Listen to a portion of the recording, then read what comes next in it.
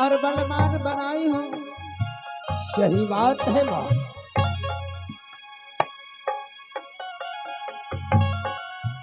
दूध के बदला रुदला हो,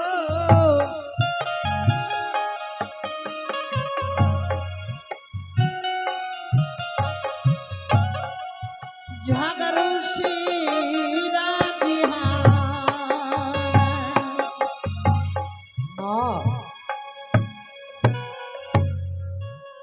तुम्हें झगड़ू का सिर चाहिए? हाँ मेरे लाल। मैं तो कसम खा करके राजमोहबा से गया था ना। हाँ। अवश्य मैं अपने दुश्मन का सर तुम्हारे आंचल में दूंगा। क्या? क्योंकि मुझे मालूम है कि मुझे पिता का प्यार मुझे नहीं मिला है, किसको पिता कहते हैं। आज जो भी हूं तुम्हारी कृपा से हो मां। अगर इस दुनिया में तू नहीं होती तो मैं कहां होती पुत्र। लेकिन अब तुम धैर्य जबान करते रहो कि राज्य मोहबा में अब रुदल सिंह हो चुका। अगर कोई राज मोहबा पर आंख उठा करके देखेगा तो मैं तुम्हें वचन देता हूं, हाँ मेरे लाल। उसको इस मिट्टी में मैं दफना दूंगा मां। क्या? जब तक तुम्हारे आशीर्वाद मेरे सर पर रहेगा ना तो तुम्हारा बेटा कहीं नहीं झुकेगा मां। मेरे लाल। अब मन के ललसा मैया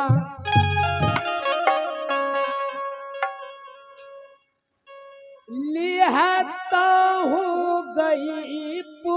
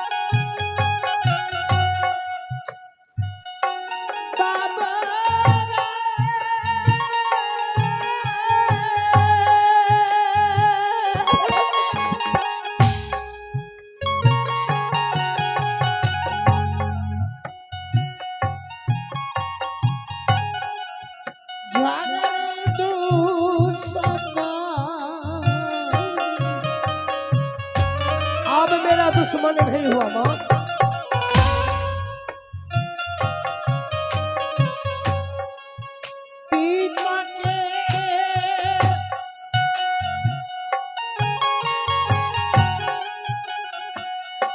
छाया छिनल रे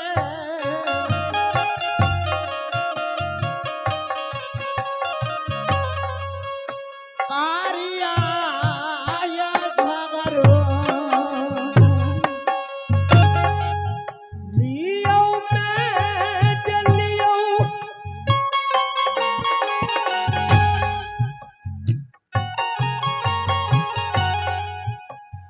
मैया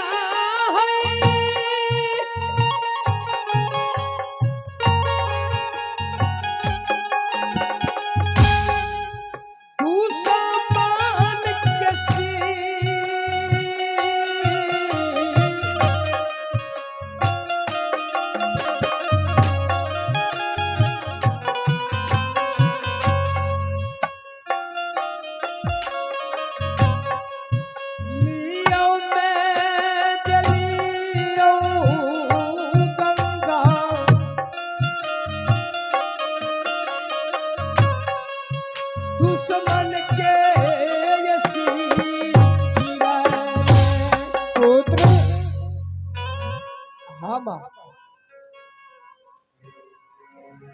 क्या सच में झगरू सिंह का सिर उतार करके तुम लेकर के आए हो? क्या तुम्हारे सामने में नहीं पहचान रहे हो?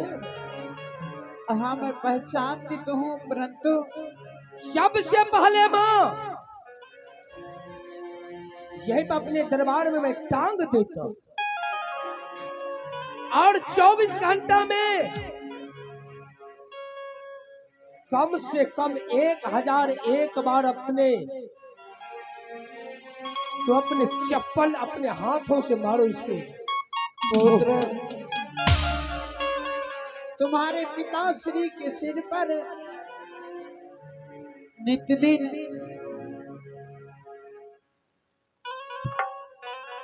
5200 फट्टा चलाता था झगरू सिंह। क्या 5200? इस दरबार में इसे टांग दो और 1456 फट्टा नित्य दिन इसे सिर पे चलाना।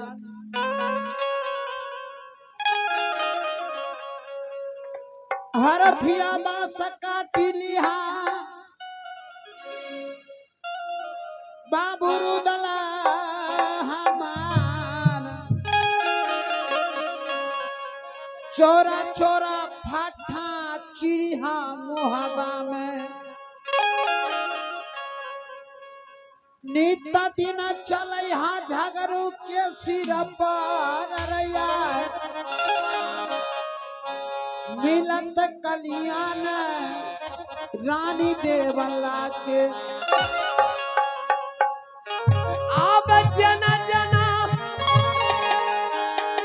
जे कहबै है गे मैया की गे,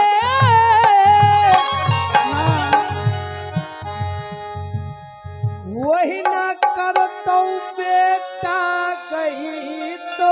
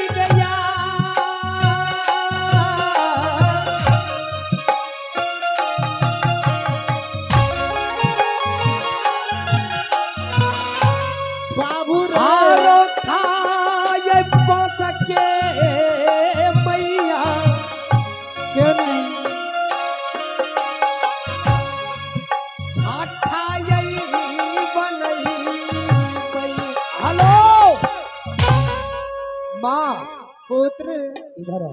हाँ, आज से क्या तुम खुश हो?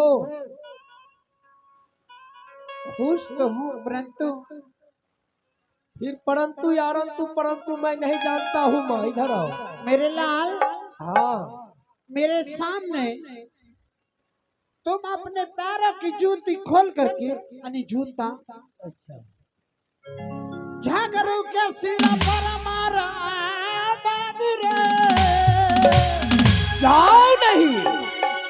सुगा के ललले लमका ना कबला, तेरा छिना जरा बला खेलना रे हम।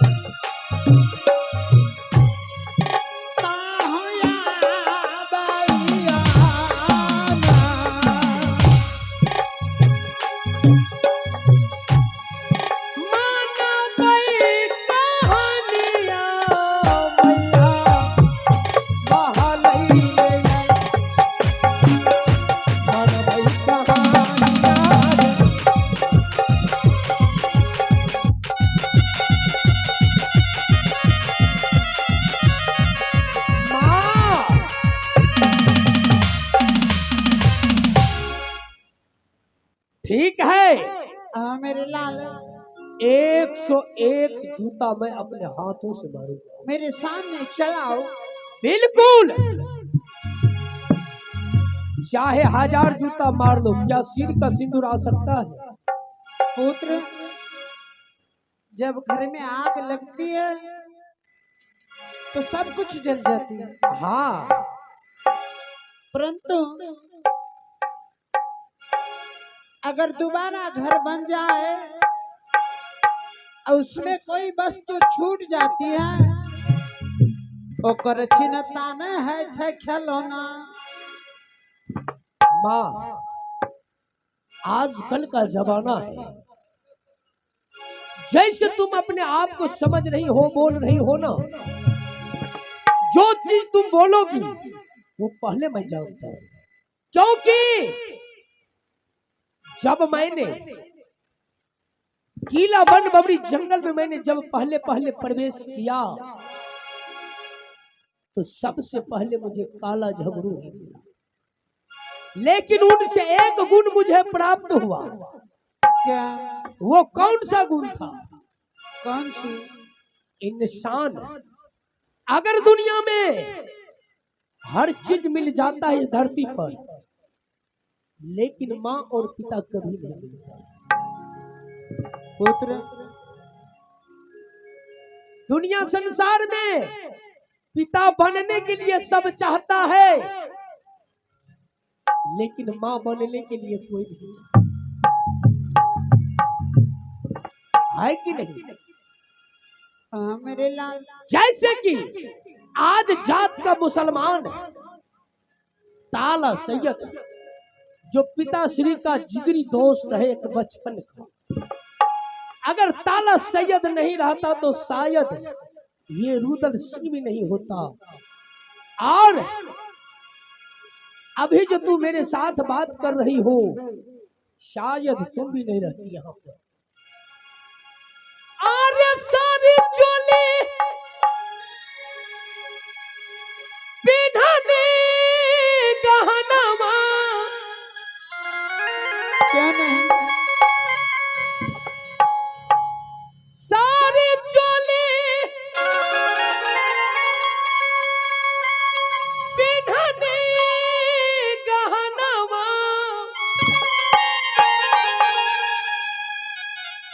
देखानी दार पाना वन ये राम, आर्य तबहु न सुरता सुंदर लागे,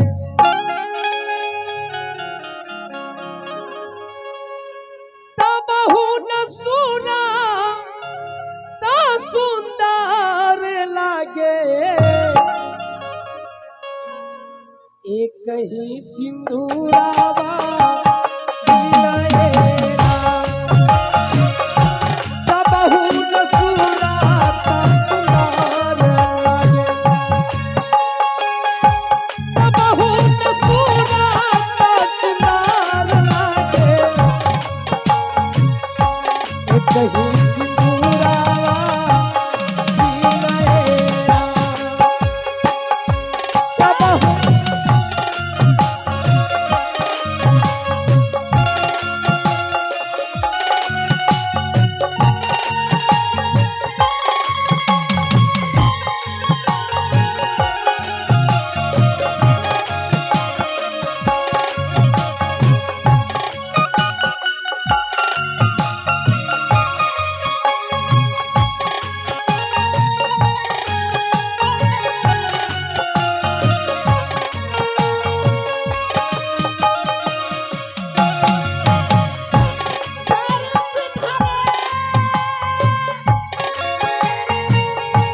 गहिरा में 10 गो भैयावा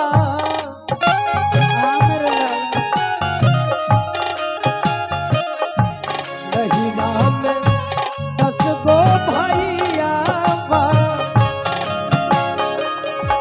10 गो भौजिया परिएरा गहिरा में 10 गो भैयावा 10 गो भौजिया परिएरा सबहु नया जोर लागे सबहु नया जोर लागे कहीं लगाना दिलएरा सबहु नया जोर लागे सबहु नया जोर लागे कहीं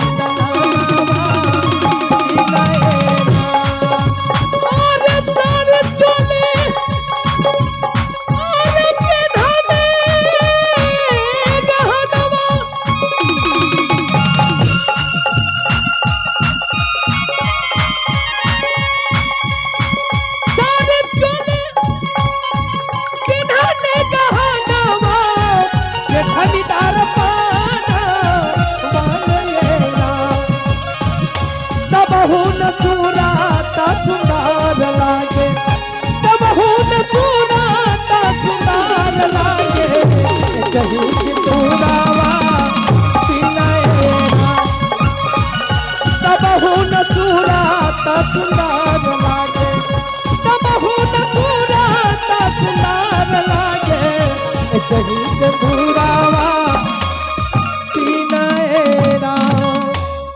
माँ हाँ मेरे लाल, सबसे पहले बड़े भैया को बुलाओ ताकि मैं अपने बड़े भैया को एक बार अपने हाथों से उनके चरण में मैं प्रणाम करूंगा। पुत्र तुम तो जानते हो कि इस दुनिया में न नैहर में भाई रहा न सासुर में देवर। सबसे पहले दोस्त जी जो आपके पिताश्री हैं उन्हें बुला लो। नहीं माँ, पहले मैं एक बार अपने भैया को देखूंगा।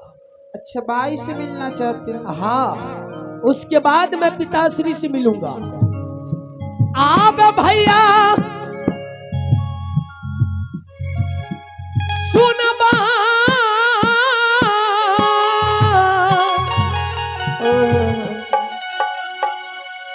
सोहदरा भैया जी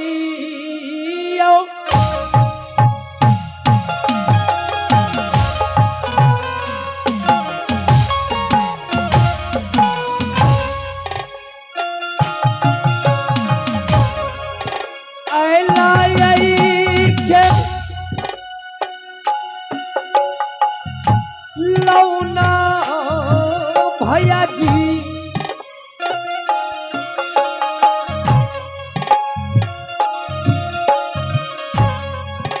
तोरो छोटा भैया ने कहारा में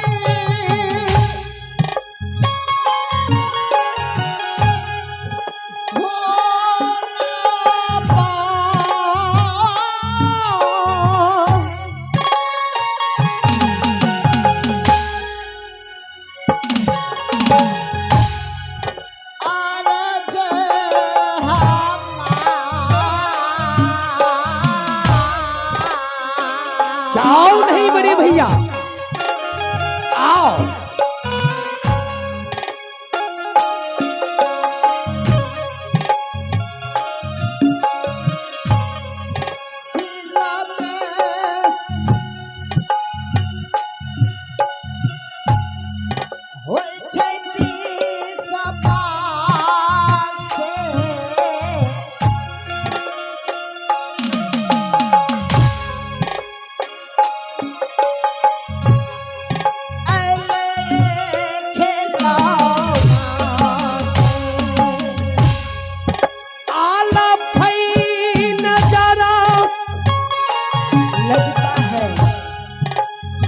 प्रभु जी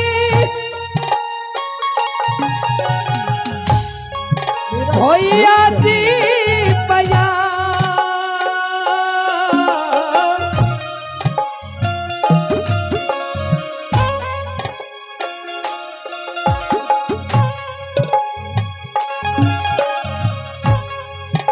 आला भाई नजारा पड़िए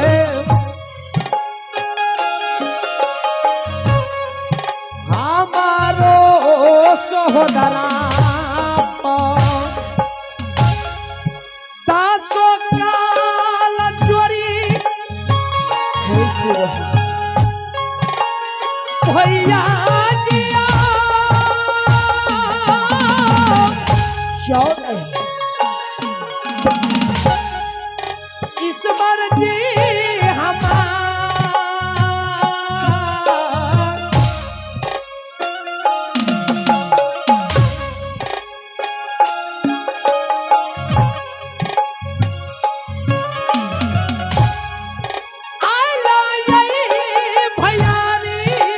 हो भैया जी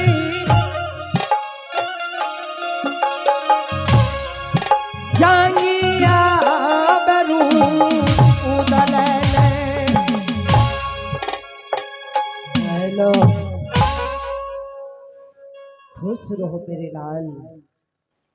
बड़े भैया हाँ हाँ रुदल सिंह, सबसे पहले अपना कुशल बताओ क्या आप कैसे हैं? बहुत अच्छा। और सबसे पहले तुम अपना जंगल का कुशल बताओ। प्रभु आपके आशीर्वाद से मेरा कुशल जब तक बड़े भैया का आशीर्वाद